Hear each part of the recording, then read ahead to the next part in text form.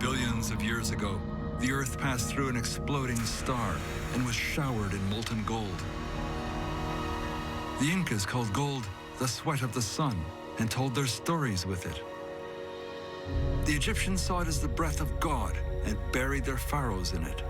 I kind of think that gold has an allure that is rooted somehow in our collective unconscious. In India, the Golden Temple of Amritsar is a sacred destination, a reminder of how most of the great religions celebrate gold. In all of the world, no other word still evokes such wealth and power. If you ever look at gold, it's an extremely beautiful, I mean, I'd rather have a gold coin than a mass of paper dollars. The gold coin is going to survive forever, and the paper dollars are going to be destroyed. The Romans called gold the mussels of war. With gold, a triumphant Napoleon gilded Paris.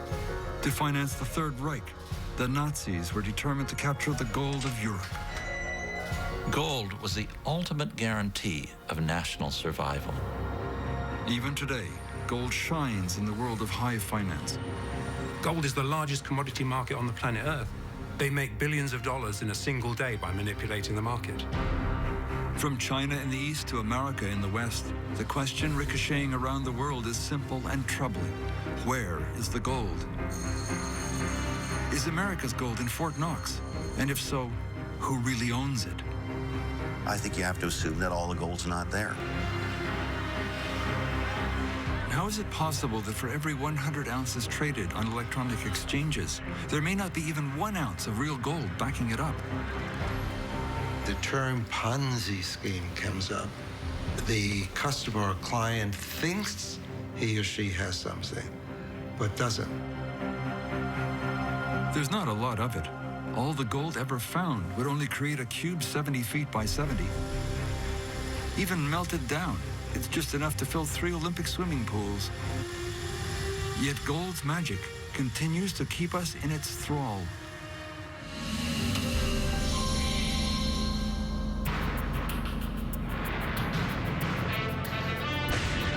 When Moses descended Mount Sinai to deliver the 10 Commandments, he flew into a rage, finding his followers worshiping gold, a golden calf.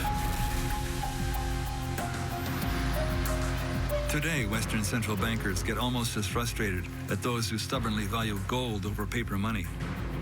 While India, China, and Russia buy gold by the ton, the big Western nations would prefer gold remain in a museum. Here on Wall Street at the American Museum of Finance, the precious metal is commemorated by a solid gold Monopoly set. But Museum Director Richard Silla is not so sure that gold's day is done. The golden rule is really those who have the gold rule. In the world's great financial centers, New York and London, billions of dollars of every kind of metal are traded in the blink of an eye. Gold and silver are traded in code, where the flick of a wrist can spell hundreds of millions of dollars in profit or a disastrous loss.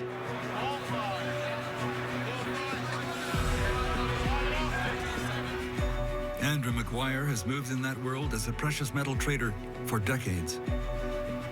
I've specialized in gold and silver trading for the last 30. In fact, I view gold and silver as my children. I know everything about the gold and silver market. I know why they move, and I know who's behind it. The drama revolves around bullion banks, giant international banks licensed to deal in gold and silver. McGuire says that week after week, some gold and silver traders bragged about how they used insider trading to manipulate the price of silver and gold. But it was a bottle of champagne that drove McGuire to become a whistleblower. When I see somebody celebrating with a 1,000-pound bottle of champagne because they're high-fiving each other because they took the price of silver down, on the other side of that are real people with real lives. What set me off was the realization that when you manipulate a commodity, such as silver or gold or corn or oil or whatever it might be, it has a real-world impact. McGuire says those market fluctuations don't just hurt investors, but they can have a devastating impact on mining communities in countries like Bolivia. Many point to the drop in the price of silver in 2008, from $21 an ounce to less than $9, as a prime example of market manipulation. Entire communities lost their jobs, and in some instances, there were suicides. And that really, really got to me, and I thought, you know, something has to be done here. Gold mines are just as vulnerable to market manipulation. Extraction of the precious metal from the ground has changed little in thousands of years. To produce 1 ounce of fine gold requires an average of 38 man-hours, 1,400 gallons of water, and liters of cyanide. In South Africa, 400,000 men, 90% of them black, toil in mines deeper than 2 kilometers in temperatures greater than 130 degrees. The history of gold is stained with the blood of those who toil for it. Its dark power has been used for centuries to finance everything from war to mass murder. Historian Duncan McDowell. Countries with gold were countries that wouldn't be pushed around, that could fight wars, that could build up their economies. So this notion of gold as being the kind of foundation plate of national sovereignty was fundamental to the way the Western world saw itself.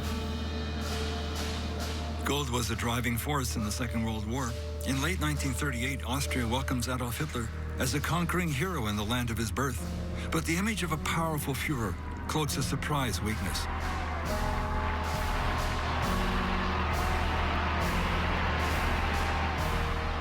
Behind the scenes, the head of the German central bank has a bleak message for his leader. Hjalmar Schacht warns Hitler that Germany is bankrupt. Its gold is spent. Hitler fires him. But Hitler will soon go to war not only for territory, but for gold.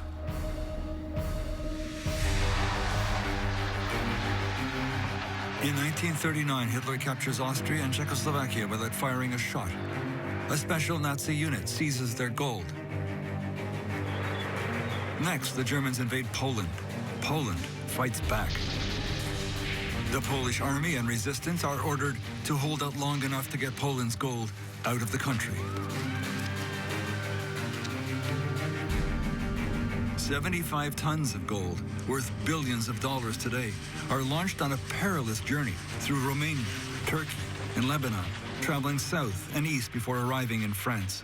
But the gold would not be safe for long. In June 1940, Germany invades Luxembourg, Holland, Belgium, and France.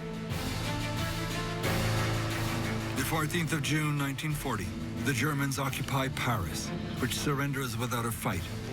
The Nazi gold squad arrives here at the Bank of France, demanding the gold of France, all $3 billion worth.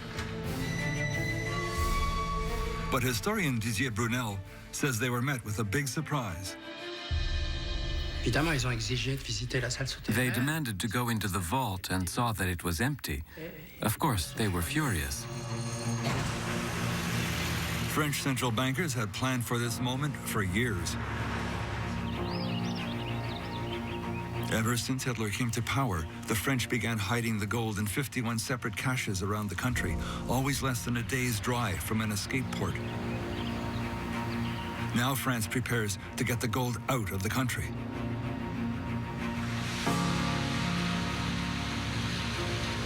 In a secret operation from cities large and small, the gold is moved at night, dispatched to ports along its coast. The German army is not far behind. Historian Tristan Gaston Breton says everyone was trying to disguise a growing panic. There was panic, and we had to use whatever was available. Warships, merchant ships, trawlers, fishing boats, anything we could find to evacuate as much gold as possible. It was a masterpiece of successful improvisation. Today, these Atlantic harbors are home to sailboats, cruise ships, and ferries. In the desperate summer days of 1940, virtually the entire French Navy, including battleships and aircraft carriers, is mobilized to save the gold. Westward goes the greatest transfer of wealth in the history of the world. 83 million glittering ounces, more than the cargoes of all the ancient Spanish treasure ships combined. The gold of France and Poland, bound for safe haven in Canada and the United States.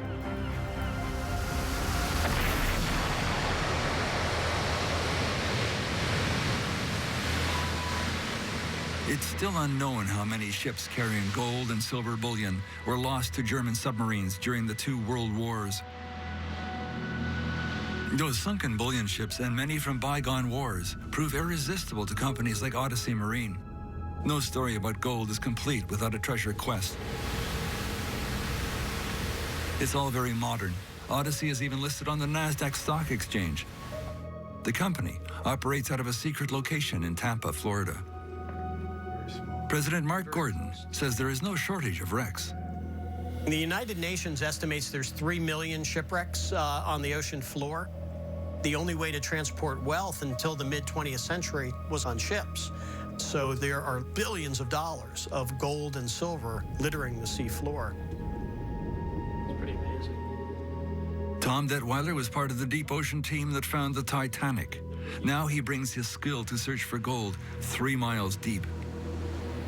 The sinking of one of these ships could cause large companies literally to go out of business, countries to take a different course in their history, and literally change the world.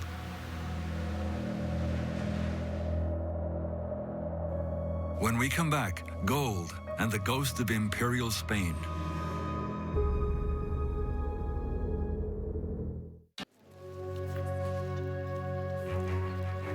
Gold and silver have always had a special allure for mankind.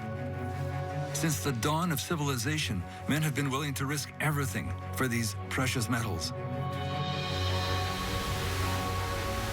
Odyssey Marine's Tom Detweiler.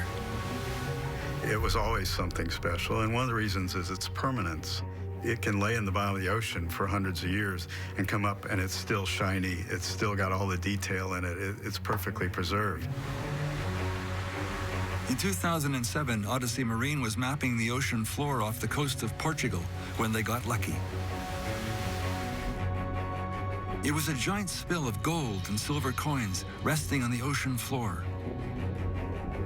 Odyssey could not identify a shipwreck in the area, which deepened the mystery, but immediately they knew they had something big. What we found really wasn't a shipwreck anymore. It was just the remnants of the cargo that had been aboard that ship.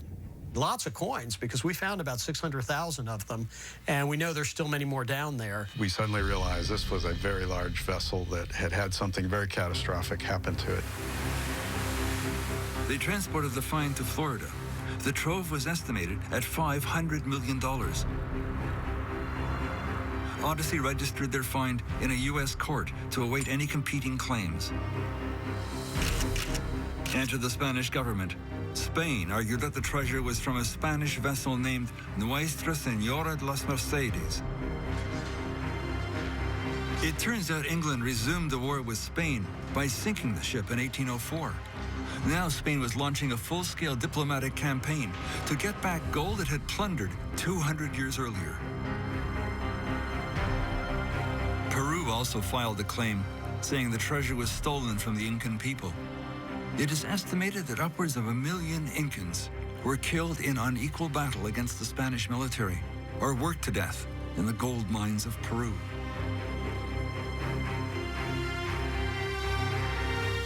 Their claim was dismissed. The court ruled Peru was only a Spanish colony at that time and had no claim on the treasure. Even the U.S. government got secretly involved. A WikiLeaks document reveals that to help a wealthy political donor recover a painting lost in Spain during the Second World War, the U.S. government made an offer. If Spain would be kind enough to give this painting back to this family in the United States, that our State Department would help Spain recover the coins that Odyssey had recovered.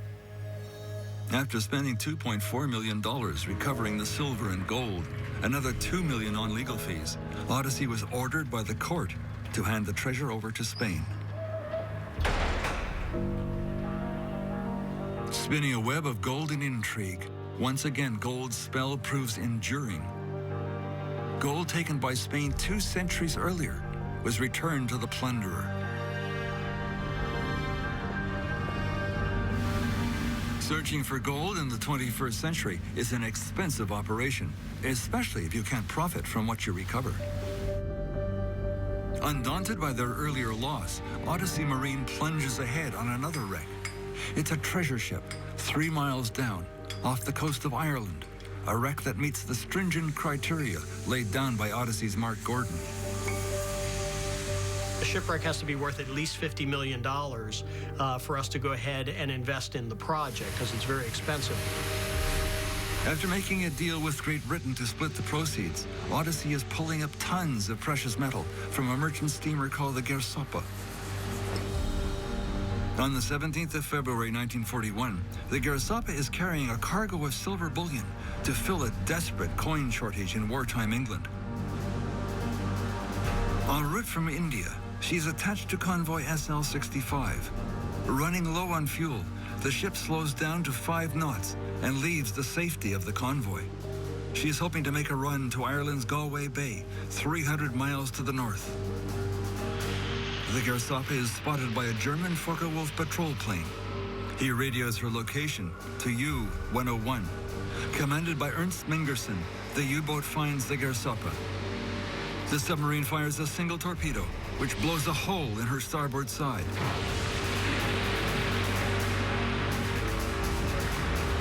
She sinks in 20 minutes. Only the captain survives. There were a lot of valuable cargoes moving during wartime.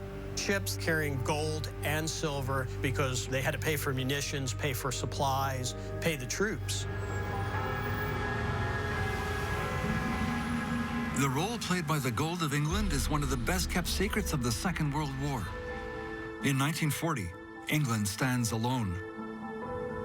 The War Cabinet meets in this London bunker with the knowledge that France is in the hands of the Nazis and America is remaining steadfastly neutral.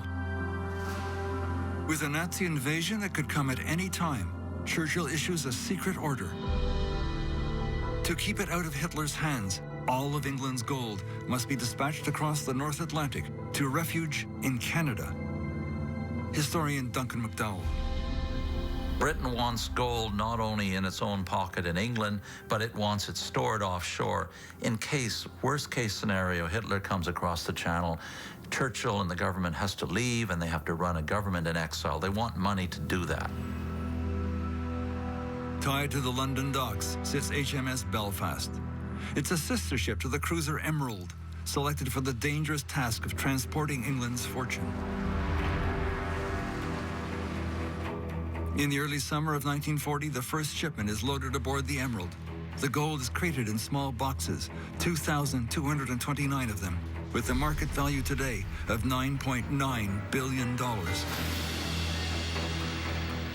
The British realized it might look like their government was panicking, was preparing for the absolute worst outcome. So the British keep it very hush-hush. The operation codename is deceptively simple. Operation Fish. On the 23rd of June, 1940, the Emerald puts out to sea.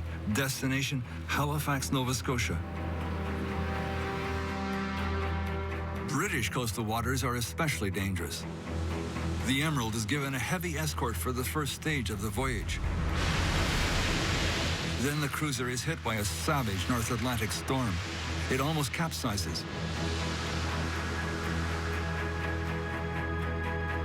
On the 1st of July, 1940, the solitary warship carrying the secret cargo docks safely in Halifax. The small crates of gold labeled simply Fish are unloaded under military guard and put aboard a secret train bound for Montreal and Ottawa.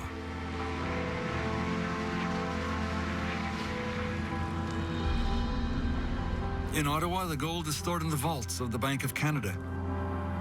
In Montreal, the precious cargo is put in the vaults of the Sun Life building, then the biggest building in the Commonwealth. There would be many similar voyages, but for the duration of the war, not a word leaks out. Coming up, questions about another of gold's deep secrets, Fort Knox. In the autumn of 1940, from Holland in the west to Hungary in the east, Hitler is filling his war chest with 600 tons of looted gold. The stolen gold buys oil and armaments from neutral countries like Sweden and Switzerland. Britain counters by shipping gold bars from Canada to the US to buy weapons and warships. The law enabling the sale by neutral America is called cash and carry. The war, however grimly it turned out, was a huge kind of jolt to all the economies. And America, since it had stayed neutral, yes, could benefit from this surge of British purchasing. Orders expected to reach $1 billion for over 7,000 pursuit ships and bombers will mean jobs for additional thousands of skilled workers and a tremendous boom to the nation as a whole. While the gold of England helps lift America out of the Great Depression, the gold of France sits on the sidelines when it is desperately needed. Churchill asks France to release its gold to help England's war effort, which includes the liberation of France. The leader of the Free French, Charles de Gaulle, refuses. He says France needs the gold after the war to rebuild.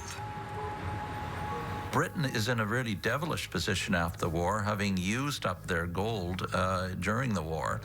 The French have a kind of bounty waiting for them at the end of the war.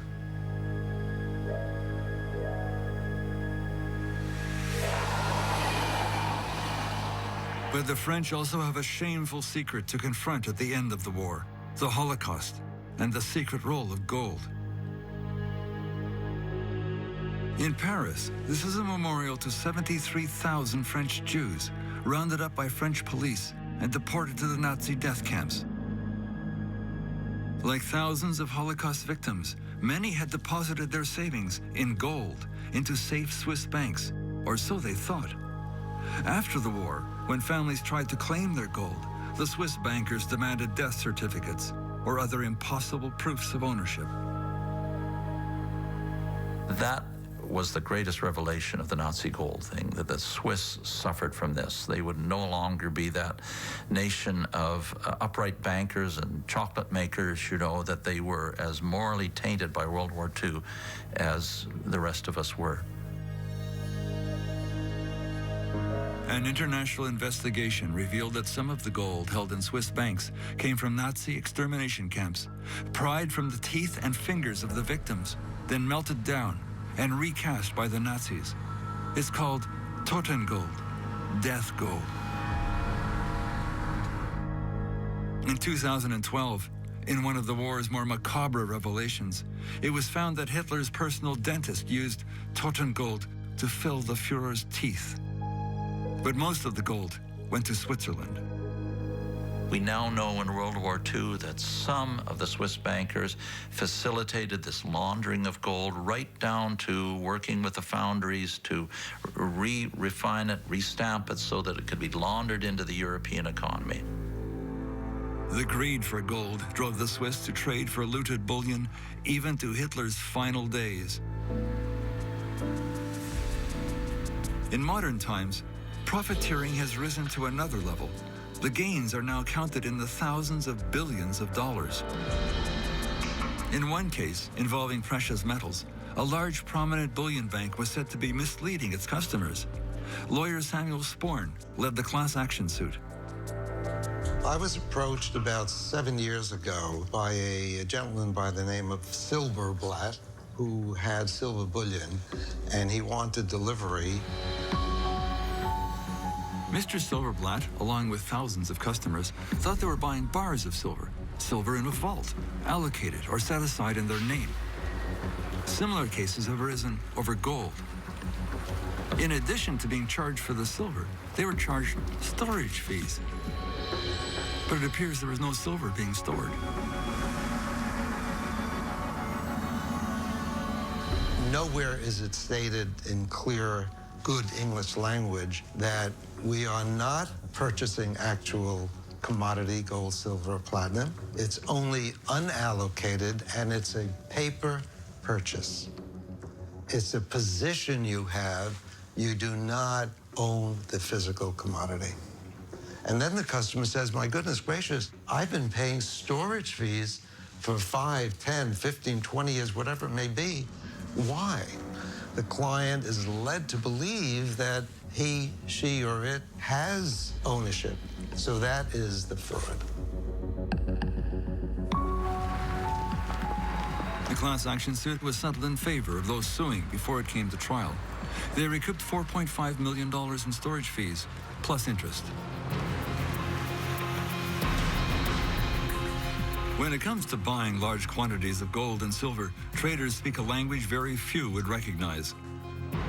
Contracts, contangos, and coiling. Algorithms and spoofs. Just a few words to describe actions that can produce staggering profits. Whistleblower Andrew Maguire describes a bank robbery, but in this case, Maguire holds the opinion that the bank is doing the robbing. It's no ordinary bank, it's a bullion bank, an international bank licensed to deal in gold and silver. We're showing this in silver because it's easier to see. But in gold, gold is the largest commodity market on the planet Earth. And yet, we've got the same thing going on in the virtual world of gold. Here's how it worked. Traders waited for most of the major markets from Shanghai to London to be closed. In New York, a gold and silver market called the COMEX was open, and this is where they concentrated their dealing. This is a virtual world. This is not real physical. There's no numbered bars necessarily behind this. Essentially, you've created electronic gold and electronic silver. Trading anonymously, the players use what are called algorithmic trading systems to move in and out of futures contracts in the blink of an eye, 400 contracts a second. Each contract represents 5,000 ounces of silver. Suddenly, someone gets the idea to sell nearly 45,000 contracts. Such a massive wave of selling immediately drives the price of silver down. Investors, big and small, try to cut their losses and sell as the price drops. Anyone not in the game gets clobbered. I know people who trade in the hundreds of contracts, who lost, had everything taken out. Then, without warning, the mysterious seller reverses course and starts buying the electronic silver back. Once again, by massive buying on the electronic exchange, the trader dictates the price, making it go up and profits massively from the rise. The profit on each contract reaches $80,000. That's $80,000 times 45,000 contracts. $3,600 million. It is illegal. It's absolutely illegal. Under commodity law, you're not allowed to be dictating the price on the futures market. When we come back, Mr. Maguire goes to Washington as a whistleblower. I woke up at 2 o'clock one morning and said, you know what, that's it. I'm going to the regulators. I can't stand this anymore. When it comes to the world of gold and silver, it appears that throughout history, greed often takes center stage. Andrew Maguire believes he is confronting exactly that, as he alleges that some of the world's biggest banks were rigging the price of gold and silver and making billions doing it. In Washington, Maguire approaches Commissioner Bart Chilton at the CFTC, the Commodities Futures Trading Commission. Their job is to police the trading of silver and gold.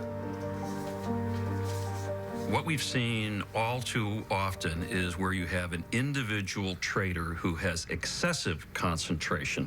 And when I say excessive, I mean concentration that can lead to pushing prices around. And we've seen it in precious metals, in silver, in gold, and some of the other commodities.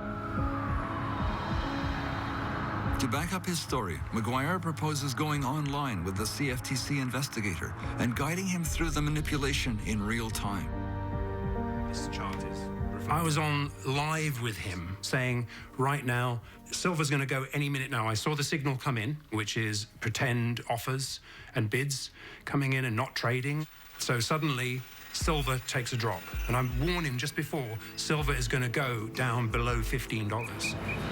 Really, he had everything in his hands, live, and pre-warned, a bit like me saying to the police, there's going to be a bank robbery and an ATM machine at exactly 3 o'clock this afternoon.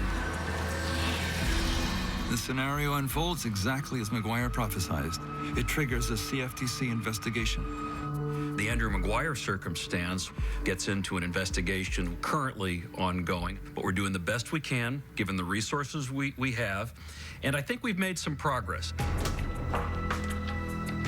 But it's an uphill battle as a poorly funded and understaffed CFTC faces off against the massive lobbying effort by the banks.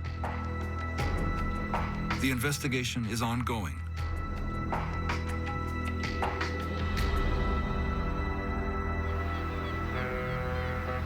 Across most of the world, the tallest building in almost every major city is a bank tower, cathedrals of finance. The Royal Bank building in Toronto takes the cake. Towering 41 stories over the downtown, it gleams golden in the morning sunshine. The answer to where's the gold? Astonishingly, it's baked into the windows.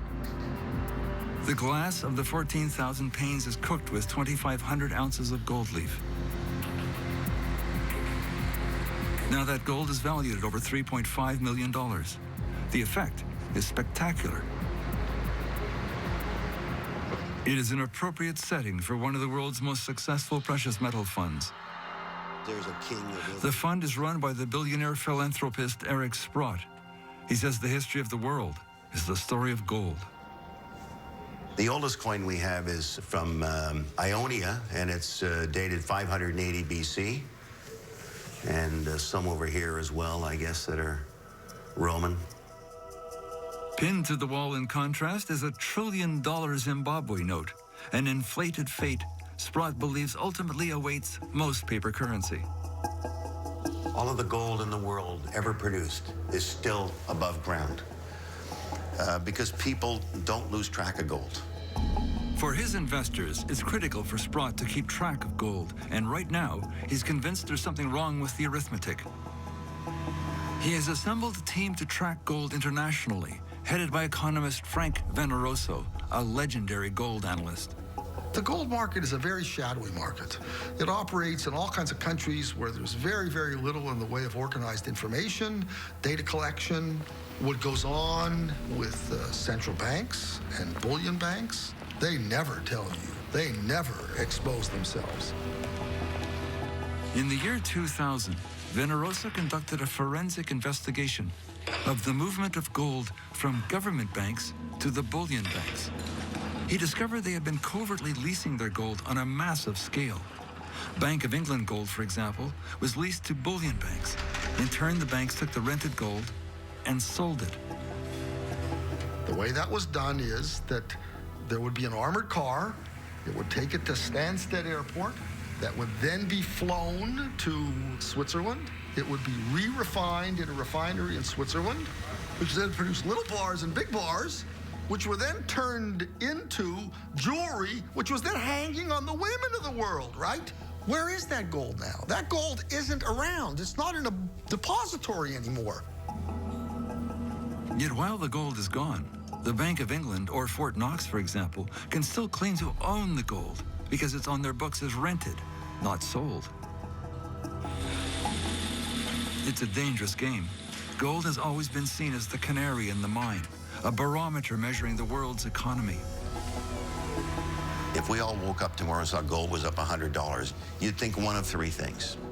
You'd think there's a problem in the financial community, a war has started, or somehow we're going into hyperinflation. That's the message of gold. So what's happening now? Who is buying gold? And where is that gold coming from? Central banks in Russia and China are big buyers.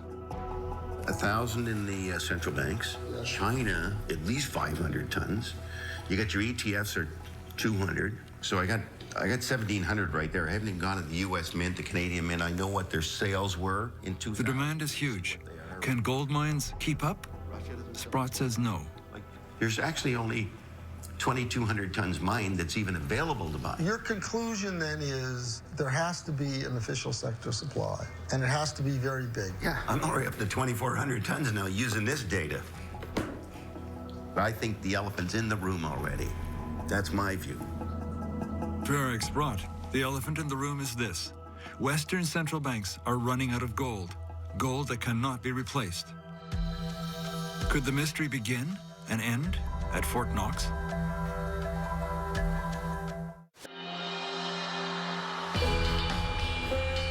Goldfinger. Many regard the Sean Connery Bond film, featuring a Fort Knox plot, as the best of the early 007 movies. It won box office gold, reflecting the world's fascination with the precious metal and what really might be going on behind the gates at the United States Gold Depository, guarded at the Fort Knox Army Base.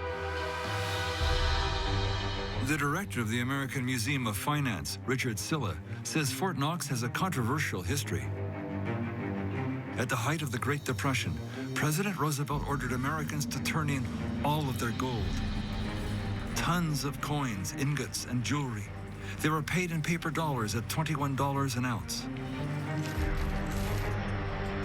What did Roosevelt do with the gold? Well, it was mostly melted down into gold bars and put in the Federal Gold Depository at Fort Knox, Kentucky. So that's where the Fort Knox gold came from. It used to belong to all the American people, and then the government nationalized it and put it in Fort Knox. The fort boasts a massive new vault in the middle of a fortified army base in Kentucky. That was the last time the gold was really counted. There's a yearly audit, but it's incomplete. The last full audit in 1954 was followed by a media show and tell in 1974. But a recent attempt to force full disclosure was defeated in the Congress. Precious metal billionaire Eric Sprott says aloud what many suspect when asked, is there gold in Fort Knox? That's a good question. There has been no audit since, I think it's 1954 or something like that. An audit would not be a difficult thing to do. I think you have to assume that all the gold's not there. By 2013, apprehension about the security of national gold reserves was not confined to Fort Knox. Venezuela took everyone by surprise by staging a political drama with gold front and center. It was really amazing to see people marching alongside the armored trucks bringing in the gold to the country. Nations like Venezuela know that blood, war, and conquest often flow like molten gold. In 1998, when Hugo Chavez was first elected president of Venezuela, he discovered that Venezuela's gold, once again, was in European hands, courtesy of the world's financial institutions. Journalist Eva Gollinger has written about the country's finances for years. The International Monetary Fund, the World Bank, told the Venezuelan government that in order for them to be able to secure loans and to prosper in the long term under this new type of neoliberalism, they needed to send their gold to be stored in banks outside of Venezuela. With gold brick in hand, Chavez began a campaign to explain to the people of Venezuela why he believed it was a bad idea for the gold to be out of the country. All told, 211 tons of bullion, worth some $11 billion, was held by foreign banks. And it wasn't until President Chavez realized that Venezuela's gold could be in jeopardy, being stored in banks in the United States and in Europe where there were extreme financial crises occurring, that the gold of Venezuela could somehow be used by these banks to cure their own internal financial woes. Gold expert John Embry says Venezuela's demand set off a small panic on the gold market. Venezuela's gold clearly was not allocated, that is, set aside in a vault with Venezuela's name on it. It took a long time. And I mean, it put stress on the market because they had to go out and find enough gold to ship this, and it wasn't a large amount either. Chavez kept the pressure on. 6 months later, the government threw a grand parade to welcome home the first shipment of Venezuela's gold.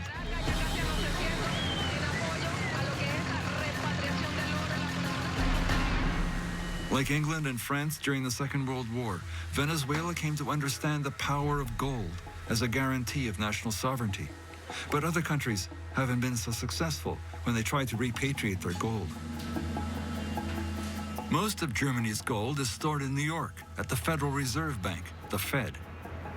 But when the Bundesbank, the German central bank, asked to see their gold in 2012, the Fed appears to have refused access, citing security concerns. Now Germany's asking for the gold back. Eric Sprott is convinced most of the German gold is gone.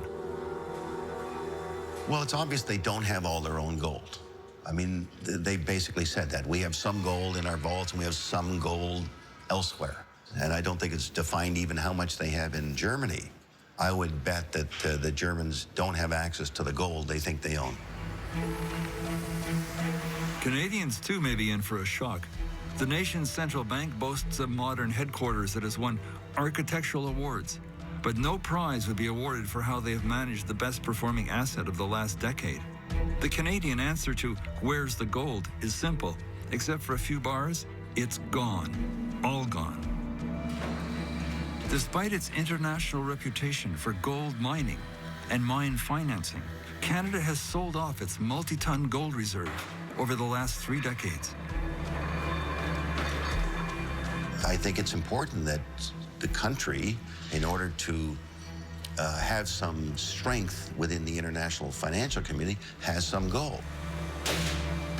Gold analyst John Embry says a monumental shift is underway in the world of gold.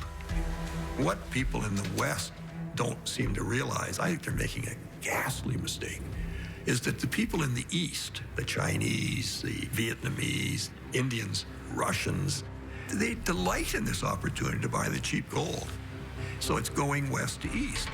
And as an old adage, gold goes where the wealth is being created. I mean, it doesn't say a lot about the future of the West. Behind the castle walls of the Royal Canadian Mint, modern alchemists are casting gold ingots and 1-ounce golden leafs to feed the growing hunger for gold. In each century, the stakes for gold get higher. In the 20th century, gold became the ultimate guarantee of sovereignty, paying for World War and mass murder. In the 21st century, gold still manages to keep its secrets.